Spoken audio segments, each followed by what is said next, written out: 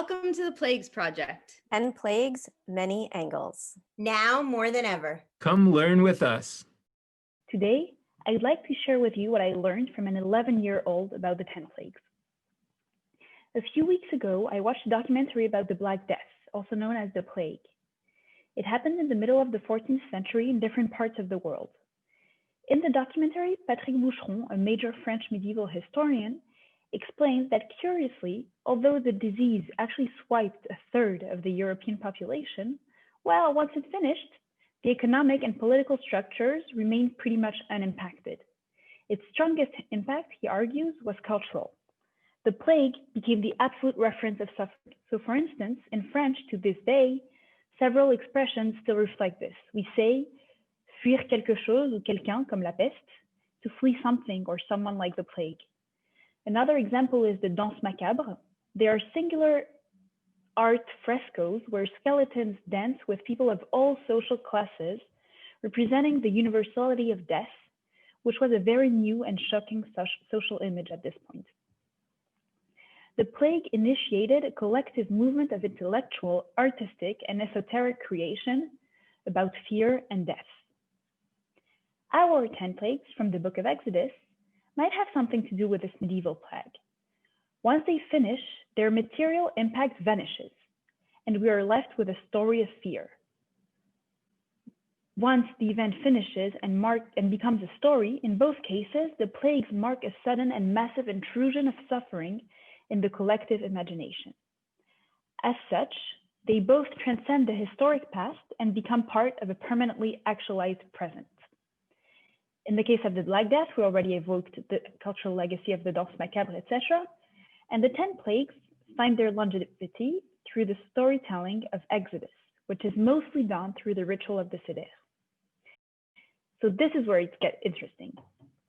The ritual of the Seder is a ritual made to impart a collective story with a focus on our children. We tell them not just a story, but their story, the glorious birth of the people they belong to. Through all 5 senses, we bring children into this story, not only intellectually, but also physically and emotionally. If so, what do we do with this moment of the 10 plagues? This is my question for today. Is it okay to transmit a story of fear? And if so, how and why should we do it? And actually, before we dive in, I'll spoil you my answer right away so you know where I'm going to. I think the ritual of the 10 plagues enables us to explore fear and conjure it at the same time through the eyes of our children. A few years ago, I got to teach Tanakh to a class of 6th graders in Paris. Seeing the text of the Bible through their eyes was a gift. Amongst other things, I got a glimpse of the user experience, as one may say, of the ritual of the Seder. So today, I will base myself on this experience to answer the question. First of all, children made me see something I had forgotten. The story of the 10 plagues is the story of the other, much more than our story. Let us note that the 10 plagues aren't in the Exodus or in the Seder just because they objectively happened. The historian Yosef Chaim Yerushalmi insisted on the fact that Jews have a deliberately crafted story more than a history. There is no such thing for Jews as telling a story just because it objectively happened. Telling a story is always an active choice. And this story too, the 10 plagues, as part of the larger Exodus story, is a choice and not an accident. All the more that Pesach is a moment where we share our stories.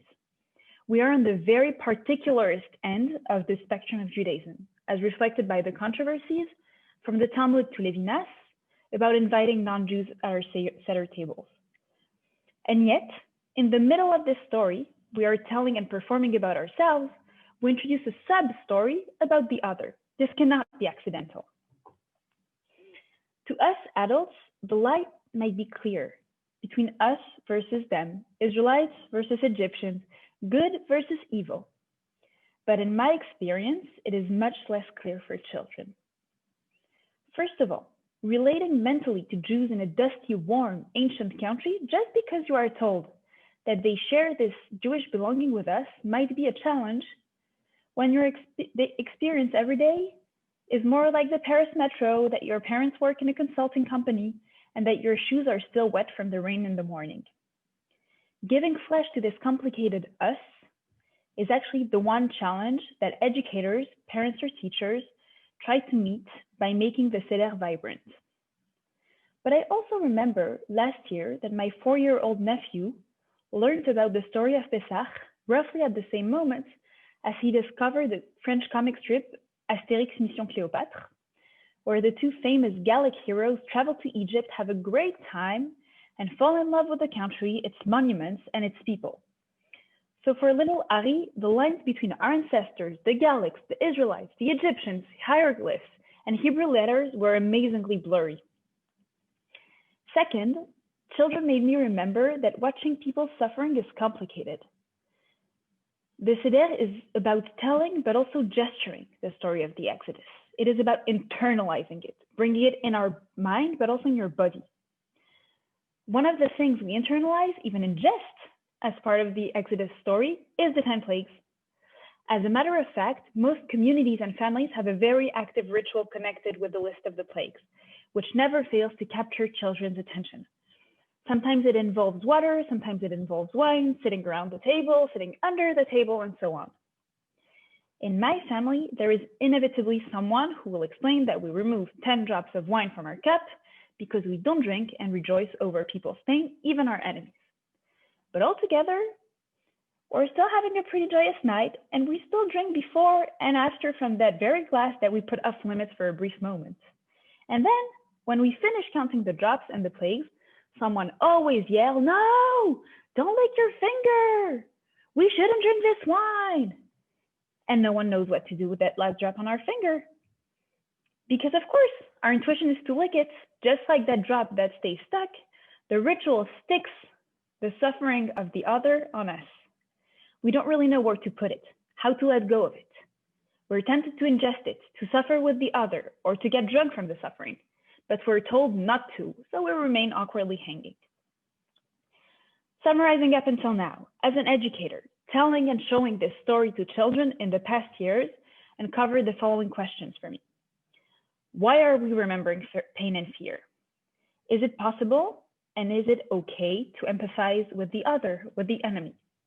How do we draw the line between us and them? What makes someone an enemy? What connects me to the Israelites of the Bible? All of these deep questions put me as an educator in the hot seat, and there is no reclining allowed for this. The story I invite them to tell with me needs to deal with these turbulences head on and not avoid them. One of my first students ever, Samuel, who was then 11, raised the fact that the 10 plagues were a collective punishment. I can't really share verbatim because he wrote and spoke in French that day, so here's a rough translation. He told me, "I don't like collective punishment. When a teacher punishes the whole class because 2 people were chatting, the first thing is that all of us pay the price, so we're all in pain, and that's not fair. But also, in the long run," he said, "it's a sign of weakness from the teacher because they're replacing a fair sanction with an unfair, massive one, and it makes everyone resentful of them, and we don't like learning with people who are not fair to us." He pursued, "God decides to punish all Egyptians, but the Egyptians didn't decide together with Pharaoh of how he treated the Jews, because, he said, ancient Egypt is not a democracy. Maybe God hopes that when the Egyptians suffer too much from the sanctions of the plague, they will rebel and force Pharaoh to change his attitude. But it's not even the case. The Egyptians didn't rebel. So maybe God had wanted to show his might to the Jews to warn them up for receiving his Torah a bit later." Samuel then pointed, and this was a full 3 or 4 years maybe before COVID, that if 10 massive catastrophes happened to a country in our times, people would look for those responsible. French people would likely blame politics for embarking all of us in uncalculated risks to fulfill their hunger for power and making misguided choices. People, he said, would also blame les scientifiques, the scientists, for not anticipating the catastrophe, not explaining it well, and not containing it. But he said, "I'm sure that like the Egyptians, we wouldn't want to look at ourselves in the mirror and think how we might have, even in small ways, contributed to the catastrophe. When something bad happens, we always want to find someone guilty, and we never want to be that person. This is the end of Samuel's Dvar Torah, and there's lots to unpack here. So here are some of the questions that his thoughts raised for me and maybe for you too. 1, think about God as an unfair teacher that you don't want to learn with. Samuel was raising that if God was building his relationship at this point with both the Jewish masses and the Egyptians one, none of them would want to learn with him because this initial experience might have been traumatic. Sure, once they lose buy-in, a teacher can always resort to strong pressure and authority. And our God might be this kind of authority at this point. Samuel's connection between the impressiveness of the 10 plagues and that of Matan Torah has a lot of ground in our text, biblical and midrashic, as some of you might recall. Several of our main thinkers explain that these 2 moments are not moments for free will. They're not moments for deliberation and choice. These are moments for thundering demonstrations of godly might and submission of the people. 2, what does it mean to decide? When Samuel says that the Egyptians didn't choose their king, how do we define choice? How do we define consent? And how does rebelling against systematic injustice look like?